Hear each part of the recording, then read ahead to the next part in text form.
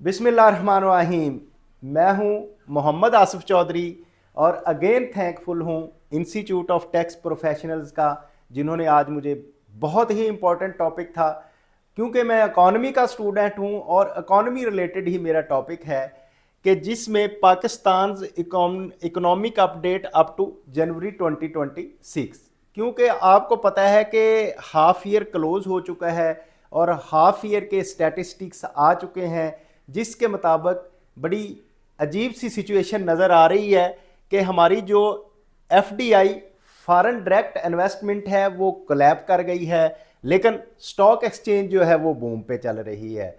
ये अशारिये कुछ समझ नहीं आ रहे, लेकिन मैं कोशिश करता हूं कि जो हमें स्टैटिस्टिक्स मिले हैं उसके मुताबिक आपके साथ शेयर भी करूंगा, और उसमें जो एक्सपर्ट्स की राय है, मेरी रिसर्च क्या कहती है, वो बात भी हम करेंगे, ताकि पॉलिसी मेकर तक ये बात पहुंचे। और पॉलिसी मेकर तक जब बात पहुंचेगी तो जो पॉलिसीज़ अगर कहीं गलत बन रही हैं तो उसमें उम्मीद है हमारा इनपुट शामिल हो जाएगा। अगर मैं बिग पिक्चर दूं, पूरे की अगर स्नैपशॉट दूं, तो हमारा जो फॉरेन डायरेक्ट इन्वेस्टमेंट है वो डिक्रीज कर रही है 43.3% से डिक्रीज हो गई है। मीन कि इन्वेस्टर हमारे मुल्क में आ नहीं रहा।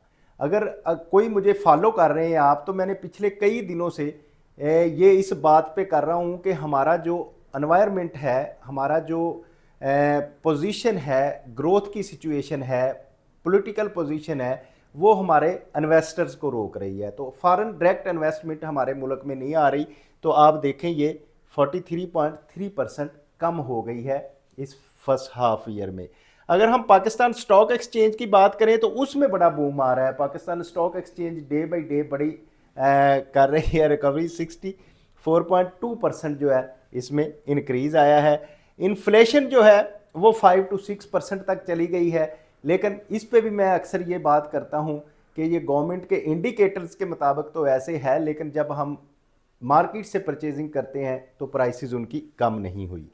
अगर करंट अकाउंट डेफिसिट की बात करें तो हमारा जो अब 1.2 बिलियन डॉलर, 1.2 बिलियन रुपीज़ नहीं है, डॉलर है, 1.2 बिलियन डॉलर का हमें डेफिसिट आ रहा है। और ये मैं इस पे भी हमेशा बात करता हूँ कि जब तक हम अपनी इंपोर्ट को कम नहीं करेंगे, एक्सपोर्ट को बढ़ाएंगे नहीं, तो हमारा डेफिसिट जो है वो बढ़ता जाएगा। एक अच्छी बात यह है कि जो लार्ज स्केल मैन्युफैक्चरिंग है उसमें ग्रोथ आ रही है। लार्ज स्केल मैन्युफैक्चरिंग में जैसे कि जो चीज़ों में ग्रोथ आ रही है, सीमेंट इंडस्ट्री जो है वो अच्छा परफॉर्म कर रही है, उसने एक्सपोर्ट में भी कुछ किया। बाकी मैं चीज़ें आपके साथ time by two time discuss करता रहूँगा। अब पहले हम बात करते हैं कि फॉरेन डायरेक्ट इन्वेस्टमेंट क्या है और ये फॉरेन इन्वेस्टर अब क्यों हमसे रूठा हुआ है, वो पाकिस्तान में क्यों नहीं आ रहा, क्यों कम हो रही है। जैसे कि मैंने आपको बताया कि जुलाई टू दिसंबर जो हमारा हाफ ईयर गुजरा है, इसमें हमारे पास 808 मिलियन यूएस डॉलर जो थे वो फॉरेन इन्वेस्टमेंट आई हमारे मुल्क में। लेकिन अगर हम इसको लास्ट ईयर से कंपेयर करेंगे तो उसमें 1.42 बिलियन डॉलर आई थी। ये देखें, इतना बड़ा शॉर्ट आ गया कि इस साल में और बढ़नी चाहिए थी। हमारी पॉलिसीज इस तरह से होती, हमारा एनवायरनमेंट ऐसे होता कि हमारी ग्रोथ हो रही होती, तो 1.42 बिलियन से बड़ी होनी चाहिए थी, लेकिन ये कम हो रही है, 808 मिलियन डॉलर पे आ गई है। अगर मैं सिर्फ दिसंबर की बात करूं, दिसंबर 2025 से अब जो डिक्लाइन आ रहा है वो 134.7 मिलियन जो है वो दिसंबर 26 में डिक्लाइन आया है। तो ये भी इंडिकेटर अच्छे नहीं हैं। तो इसके सिग्नल्स क्या हैं? इन्वेस्टर्स का जो कॉन्फिडेंस है उसका इशू है कि इन्वेस्टर क्या करता है, वो जब आता है, हमारी पॉलिसी मेकर्स की पॉलिसी इस तरह से है कि बाहर की इन्वेस्टमेंट को हम बजाय वो अच्छा रिटर्न लेके जाए, हम उसको इधर इस तरह से फंसा देते हैं हाई टैक्सेस में, बाकी लाज में। तो वो अक्सर इंडस्ट्रियलिस्ट कह रहे होते हैं कि हमारे जो है 36 महकमे हैं जो हमें आके तंग करते हैं, फैसिलिटेट नहीं करते। तो ये पॉलिसी मेकर्स को एनवायरनमेंट इस तरह से बनाना चाहिए कि अगर आपका बाहर से इन्वेस्टर आता है तो उस पर इतनी टैक्सेस की भरमार ना करें कि वो इकॉनमी मज़ीद सुकड़ जाए, बल्कि उसको मौका मिलना चाहिए कि वो फूले। जितना ज़्यादा इकॉनमी, टैक्सेस कम होंगे, इकॉनमी फैलेगी। जितनी इकॉनमी ज़्यादा फैलेगी उतना ज़्यादा हमारा नौजवान जो है वो एम्प्लॉयड होगा, उतनी ज़्यादा मुल्क में तरक्की होगी, एक्सपोर्ट बढ़ेंगी। तो वो कॉन्फिडेंस जो हमारे इन्वेस्टर का है वो अब ख़त्म हो रहा है, जिसकी वजह से इन्वेस्टमेंट जा रही है। दूसरी, पॉलिसी की अनसर्टनटी, जैसे मैंने कहा कि क्योंकि पॉलिसी हमारी हमेशा अनसर्टन रही है। एक गवर्नमेंट आती है तो वो ये नहीं करती कि ये इसको मैं लेके आगे चलूँ, या हमारा जो हम पढ़ते होते थे 20 ईयर प्लान, 10 ईयर प्लान, वो प्लान है ही नहीं। सिर्फ शॉर्ट टर्म प्लान है, और शॉर्ट टर्म भी लो हैंगिंग फ्रूट वाले हैं कि जिसमें जल्दी से कुछ ना कुछ आ जाए। या इलेक्शन प्लान होता है या लो टर्म होता है। जो हमारे लॉन्ग टर्म प्लान थे वो बिल्कुल ख़त्म हो गए हैं। तो ये इसमें अनसर्टनटी है। फिर geopolitical and foreign exchange risk, आपको पता है कि जियोपॉलिटिकली भी हमारे आजकल प्रॉब्लम्स में चल रहा है, जैसे कि ईरान और अमेरिका का कॉन्फ्लिक्ट है, इसकी भी प्रॉब्लम चल रही है। फिर ये प्रॉब्लम्स है, और फॉरेन एक्सचेंज को लाने का जो मसाइल हैं कई तरह के, तो उनको वजह से ये फॉरेन डायरेक्ट इन्वेस्टमेंट हमारी प्रॉब्लम में है। तो इसलिए जो इन्वेस्टमेंट बोर्ड के लोग हैं, जो पॉलिसी मेकर्स हैं, उनको ईज़ करना चाहिए हमारे इन्वेस्टर को, ताकि जितना ज़्यादा इन्वेस्टर आएगा उतना ही हमें बेनिफिट होगा। हु इज़ इन्वेस्टिंग, अब बात कर रहे हैं कि हमें कौन इन्वेस्ट कौन कर रहा है, वो देखे कौन है। तो वो देखे, क्योंकि चाइना के हम साथ हमारे बहुत से प्रोजेक्ट्स चल रहे हैं, सी पैक के प्रोजेक्ट्स हैं, या उसके अलावा हम मोस्टली चीज़ें जो हैं वो चाइना के साथ शेयर करते हैं। तो मेजर दो शेयर जो है वो चाइना का है, या फिर हांगकांग का जो है $163.8 बिलियन जो है हांगकांग के हैं। मेजर ये दो प्लेयर हैं, और वो किस में कर रहे हैं, पावर में और फाइनेंशियल सर्विसेज में। अगर आप इस चीज़ में भी देखें तो कोई ऐसी चीज़ नहीं हमारे इधर इन्वेस्टमेंट हो रही कि जिसमें कल को हम वो चीज़ एक्सपोर्ट करें और ज़र मुबादला कमाएं, ताकि हमारा ट्रेड डेफिसिट हो। तो मैं समझता हूं कि पॉलिसी मेकर को इस तरफ भी ध्यान देना चाहिए, ऐसी इंडस्ट्री को प्रमोट करना चाहिए कि जिसमें इन्वेस्टमेंट आए, और इन्वेस्टमेंट आने के बाद उससे हमें बेनिफिट हो कि हम एक्सपोर्ट करके ज़र मुबादला कमाएं और हमारे मुल्क में और पैसा आए। जैसा कि आप अगर मुझे फॉलो करते हैं तो पिछले कई लेक्चर्स में मैंने ये बताई है बात कि हमारे मुल्क में 3.5 करोड़ एकड़ ज़मीन जो है वो बंजर पड़ी हुई है, और हमारा जितना भी ओवरसीज़ पाकिस्तानी है जो सऊदीया में है या अरब अमीरात्स में है, क्योंकि उनको वो नेशनैलिटी नहीं देते, तो उनकी ख्वाहिश है कि हम अपने मुल्क में वापस जाएं, अपनी इन्वेस्टमेंट लेके वापस जाएं, और उस इन्वेस्टमेंट से जो बंजर ज़मीनें हैं उनको आबाद कर लें, हमें वो ज़मीनें अलॉट कर दे गवर्नमेंट। बहुत सारे लोग मेरे जानने वाले हैं जो ये कहते हैं कि अगर हमें ज़मीन देती है, और उन्होंने जाके ये प्रैक्टिस की भी। सूडान में 4000 एकड़ ज़मीन आबाद करके उन्होंने वो की, मैंने वीडियो भी उसकी शेयर की थी आपके साथ। तो अब भी लोग, मैं समझता हूँ कि अगर आज गवर्नमेंट अनाउंस करे, और ये जो जितने भी हमारे ओवरसीज़ हैं कि इनको हम इतने डॉलर्स में हम पेमेंट लेंगे, डॉलर्स में हमें वो पेमेंट करें, और इतने इतने मरबे हम उनको अलॉट करेंगे, और लोग आज आपको पैसे देंगे, आपसे ज़मीनें खरीदेंगे, और फिर अपनी इन्वेस्टमेंट लेके आएंगे उसको आबाद करने के लिए। तो जब ये 3.5 करोड़ एकड़ आपकी ज़मीन आबाद हो जाएगी, तो उससे जितनी भी प्रोडक्ट होगी, आपको पता है ये अरब रियासतें हैं, सऊदीया है, ये सब में खुराक तो हो नहीं सकती पथरीली जगह होने की वजह से। तो वो उनको सारी चीज़ें हम फिर एक्सपोर्ट करेंगे क्योंकि उनके तल्लकात पहले ही उधर रहते हैं और वो कर सकेंगे।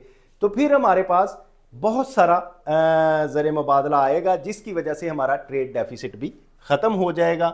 तो इसमें एक तो ये है। अब जो कम्युनिकेशन सेक्टर की अगर मैं बात करूं, तो ये फॉरेन डायरेक्ट इन्वेस्टमेंट की बात कर रहा था कि वो क्यों आएगी ज़्यादा। अब कम्युनिकेशन सेक्टर आपको पता है कि बहुत सारे जो है हमारे वो बंद करके जा रहे हैं, जिसमें 411.4 मिलियन डॉलर जो है वो आउटफ्लो हुआ है, मैंने आने की बजाय जा रहा है। तो ये भी चीज़ें नोट करने वाली हैं। अगर हम पोर्टफोलियो इन्वेस्टमेंट की बात करते हैं कि जो स्टॉक एक्सचेंज में लोग करते हैं उसका बनाते हैं पोर्टफोलियो, तो उसमें पोर्टफोलियो जो है वो फ्लो क्या हुआ है, उसका भी आउटफ्लो हुआ है। 225 मिलियन डॉलर जो है वो बाहर चले गए, हमारे मुल्क से निकल गए। परसिस्टेंट आउटफ्लो कंटिन्यू, और ये हमेशा से है और इसका चल रहा है। हॉट मनी है, नॉन लॉन्ग टर्म कॉन्फिडेंस, क्योंकि ये तो हॉट मनी होती है, लॉन्ग टर्म कॉन्फिडेंस नहीं उसको होता इन्वेस्टर को, तो वो अपना पैसा जब चाहता है जब चाहे जल्दी वो निकाल लेता है। अब हम बात करते हैं स्टॉक मार्केट की कि स्टॉक मार्केट में बूम आ रहा है, क्योंकि फॉरेन डायरेक्ट इन्वेस्टमेंट तो कम हो रही थी, तो स्टॉक मार्केट बड़ी ऊपर जा रही है। आप लोग जिन्होंने इन्वेस्ट किया उनकी मौजें लगी हुई हैं, और डे बाई डे खबरें आ रही हैं कि नफसियाती हद अबूर कर ली जी पाकिस्तान स्टॉक एक्सचेंज ने, तो वो वाकई कर रही है, क्योंकि KSE 100 जो है उसमें बूम आया है 64%। पिछले जो हाफ ईयर था उससे 64% तक बूम आया है, और मार्केट जो कैप हुई है वो 21 ट्रिलियन रुपीस पे जाके हुई है, और ये एक नफसियाती आज तक कभी नहीं हुई थी जिसमें जाके हो रही है, 21 ट्रिलियन का हो रहा है। और इसकी डाइवर्स क्या है, किस वजह से है, क्या है ड्राइवर्स, क्या है इसके, क्यों हो रही है? एक तो डिसइन्फ्लेशन है कि जिसकी वजह से लोग इसमें प्रॉपर्टी का पैसा निकल के इधर आ गया, बाकी चीज़ों का निकल के आ गया, अब कुछ गोल्ड की तरफ और उधर जा रहे हैं, तो डिसइन्फ्लेशन की वजह से। दूसरा जो है इंटरेस्ट रेट एक्सपेक्टेशंस जो हैं, वो लोगों को इंटरेस्ट रेट कम है क्योंकि, तो लोगों को उस पर अपना रिटर्न नहीं मिलता, तो वो उन्होंने लोगों ने लगा के स्टॉक एक्सचेंज में आ गया। फिर लिक्विडिटी रोटेशन की भी इश्यूज होता है, बहुत सारे ब्लैक मनी को अपनी रोटेट करते हैं स्टॉक एक्सचेंज के ज़रिए, रोटेट करके तो वो उसको भी पॉजिटिव करते हैं। और स्पेकुलेटिव रैले जो है वो, क्योंकि बहुत सारे बड़े प्लेयर्स मिलते हैं और फिर स्टॉक एक्सचेंज को ऊपर लेके जाते हैं, जिससे पैसा लोगों से इकट्ठा करने के बाद फिर वो उसका अपना शेयर बेच देते हैं, तो बाज़ औक़ात ये भी सिचुएशन चलती है और ये भी साथ साथ चल रही है। तो अगर मैं बात करूं इन्फ्लेशन एंड मॉनेटरी ट्रेंड्स की, तो इन्फ्लेशन भी कुछ बढ़ रही है। वो जैसे कि मैंने आपको बताया कि कंज्यूमर प्राइस इंडेक्स जो है वो दिसंबर 2025 का 5.6% था, और जुलाई टू दिसंबर एवरेज जो है वो 5.2% है, और मनी ग्रोथ जो है 3.7% तक है। तो monetary easing space of emerging की हो रही है, और ये इन्फ्लेशन में भी थोड़ी इंक्रीज आ रही है। अगर हम बात करने के एक्सटर्नल सेक्टर्स जो हैं वो क्या परफॉर्म कर रहे हैं, उसमें क्या हमें सिचुएशन नज़र आ रही है, तो उसमें अगर हम देखें तो एक्सपोर्ट्स जो है, आप देखें कि हमारी 5% से कम हो गई हैं एक्सपोर्ट्स। कैसे कि आपको सबको पता है, जो मैं हमेशा से ये बात कर रहा हूँ कि एक्सपोर्ट्स जो है उस पर हम जब तक तवज्जो नहीं देंगे वो कम से कम होती जाएगी, और उसको जब कम होगी तो हमारा फॉरेन रिजर्व्स कम आएगा। तो ये हैरानगी की बात आप देखेंगे कि 2-3 है, जो इंपोर्ट कम होनी चाहिए थी वो बढ़ रही है। इंपोर्ट कितनी ऊपर चली गई है कि $37.8 बिलियन जो है वो ऊपर को जा रही है, और एक्सपोर्ट हमारी कम हो रही है। तो इसकी वजह से ये घर के खर्चे की तरह है कि घर में इनकम कम आ रही है और खर्चा ज़्यादा होता जा रहा है। तो जब ज़्यादा करेंगे तो वही डेफिसिट है जो हमें प्रॉब्लम में लाता है, और हम डेफिसिट में चले जाते हैं। तो इस तरह से ट्रेड डेफिसिट जो है वो $17.6 बिलियन, इतना बड़ा हमारा ट्रेड डेफिसिट आ रहा है कि $17.6 बिलियन तक का ट्रेड डेफिसिट है। और करंट अकाउंट डेफिसिट की बात करें तो वो भी डेफिसिट में जा रहा है।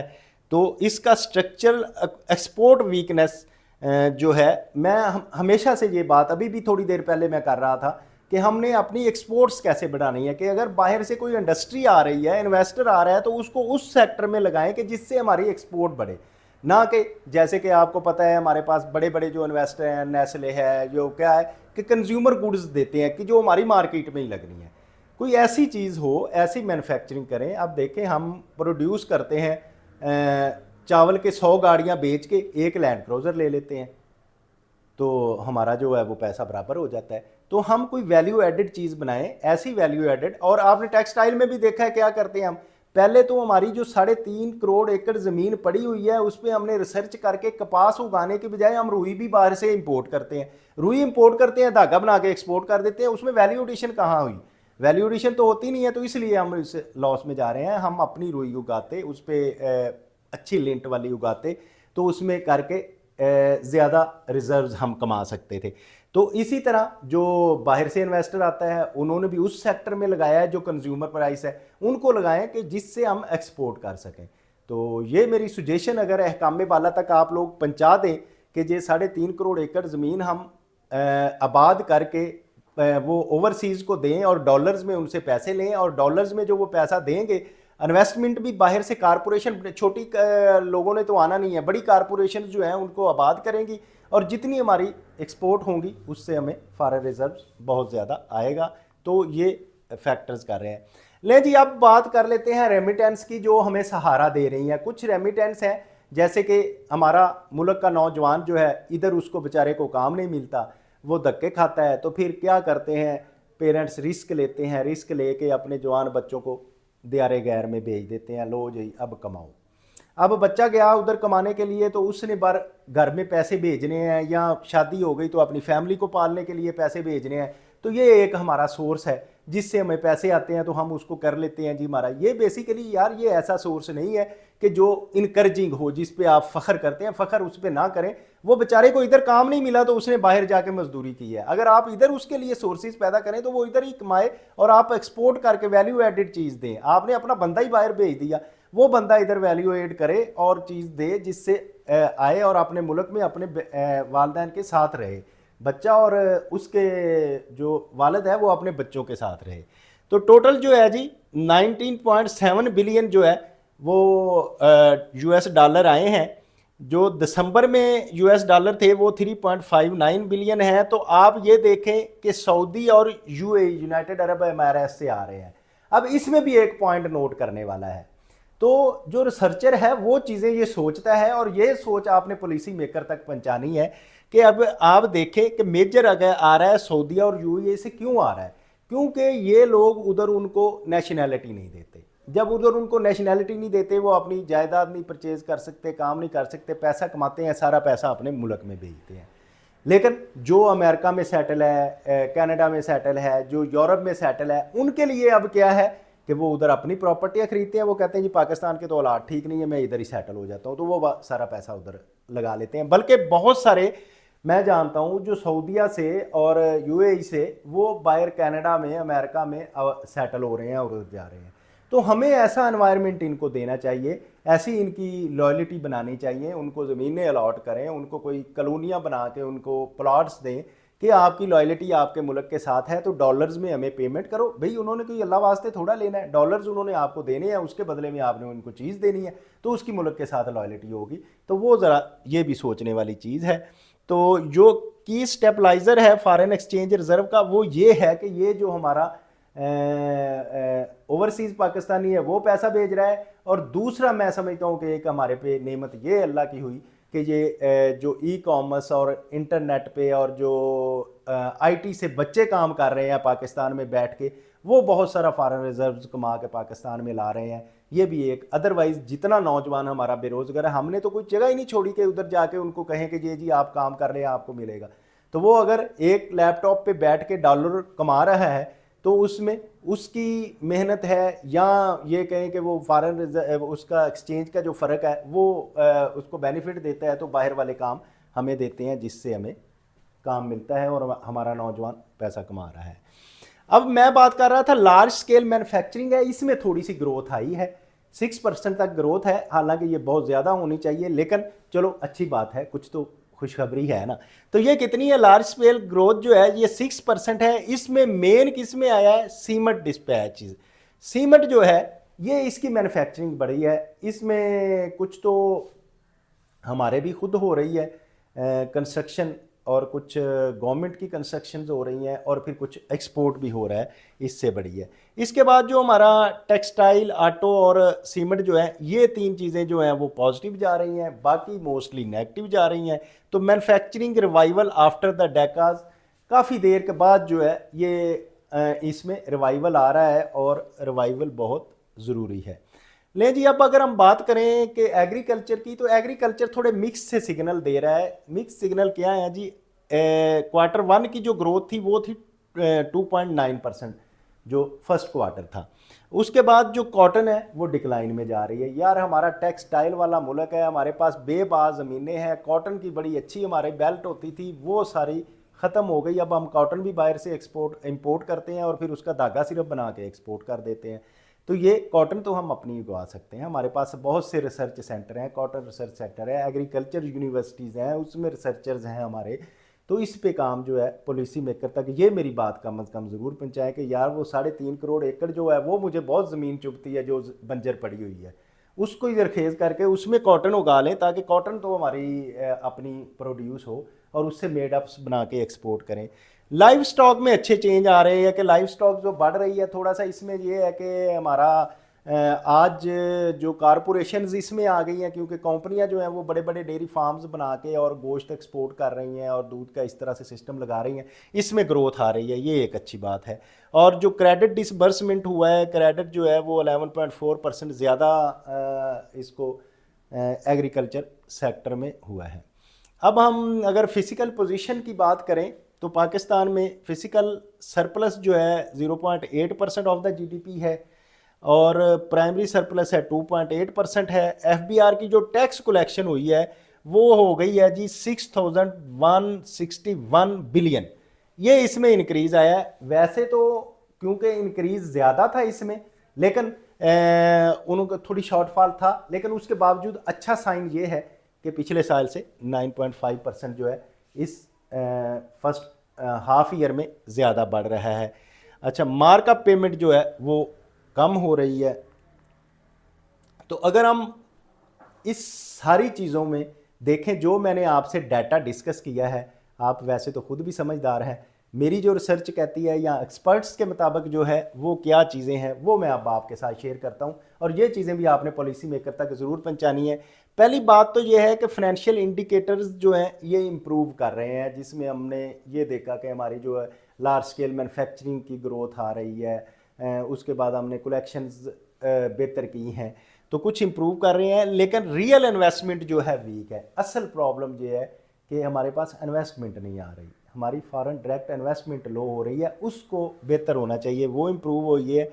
अब जो स्टॉक मार्केट बढ़ती जा रही है, स्टॉक मार्केट जो इकोनॉमी का हिस्सा नहीं होती, वो तो अब जो है मुफाद पर्स ने अपना पैसा फेंका, बाहर निकाला और ले गया, तो वो जो है इकोनॉमी को कुछ बेनिफिट उतना नहीं देती। इसकी बजाय अगर फॉरेन डायरेक्ट इन्वेस्टमेंट आती तो वो ज़्यादा बेहतर थी। तो अब हमारे वक्त की क्या ज़रूरत है, हमें क्या करना चाहिए? इन्वेस्टर्स फ्रेंडली टैक्स रिफॉर्म, जो मैंने लेक्चर में ही आपको कह दिया था, क्योंकि मेरी रिसर्च इस पे काफ़ी है कि आपने जो अपनी टैक्स रिफॉर्म्स हैं वो इस तरह से करें कि इन्वेस्टर फ्रेंडली रहे, बाहर से इन्वेस्टर आए और वो एंजॉय करे आपके मुल्क में, और आप एंजॉय करें उसकी इन्वेस्टमेंट को, और ज़्यादा से ज़्यादा इन्वेस्टमेंट आए, इंडस्ट्री ग्रोथ हो, हमारा नौजवान एम्प्लॉयड हो, हमारे बच्चे जो हैं जिनको बाहर जाके काम करना पड़ रहा है उनको अपने मुल्क में काम मिले, और जो वालदैन बाहर हैं वो अपने मुल्क में काम करें, तो अपने जाके शाम अपने बच्चों में गुजारें, उनकी तरबियत अच्छी करें। तो वो होना चाहिए कि उनके लिए फ्रेंडली बनाएं कि इन्वेस्टर बाहर से आए। और स्टेबल एक्सचेंज रजीम जो है कि ये भी अक्सर हमारा प्रॉब्लम रहता है कि हमारी जो रजीम चेंजेस जब होती हैं तो वो भी प्रॉब्लम करती हैं, इसको भी होना चाहिए। और प्रिडिक्टेबल पॉलिसी सिग्नल जो है को ऐसे मजबूत पॉलिसीज़ होनी चाहिए कि गवर्नमेंट कोई भी आ रही है, लेकिन वो पॉलिसीज़ जो फॉरेन इन्वेस्टमेंट के हवाले से स्पेशली वो मजबूत और बेहतर होनी चाहिए इस पे। तो अगर मैं अब फाइनल असेसमेंट और अपनी बात करूं तो क्या इसमें है कि Pakistan economy stabilising not yet transforming. बस पहले में जो हचकोले आ रही थी ना वो थोड़ी थोड़ी स्टेबल हो रही है, लेकिन आप ये कहें कि ग्रोथ की तरफ जा रही है तो ये बात नहीं है। और without FED revival growth risk remain weak. आपका अगर एफईडी की रिवाइवल नहीं करते तो ग्रोथ नहीं होगी, जब तक बाहर से फॉरेन इन्वेस्टमेंट नहीं आएगी तो ग्रोथ मुश्किल है। और फॉरेन इन्वेस्टमेंट बहुत आ सकती है, एटलीस्ट आपका अपना ओवरसीज़ बहुत इन्वेस्टमेंट कर सकता है अगर आपकी तवज्जो वो 3.5 करोड़ एकड़ तक मैं दिलवाने में कामयाब हो गया।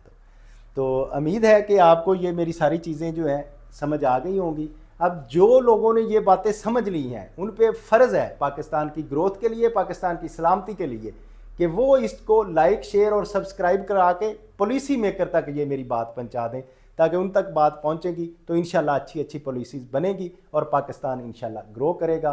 पाकिस्तान हमेशा जिंदाबाद।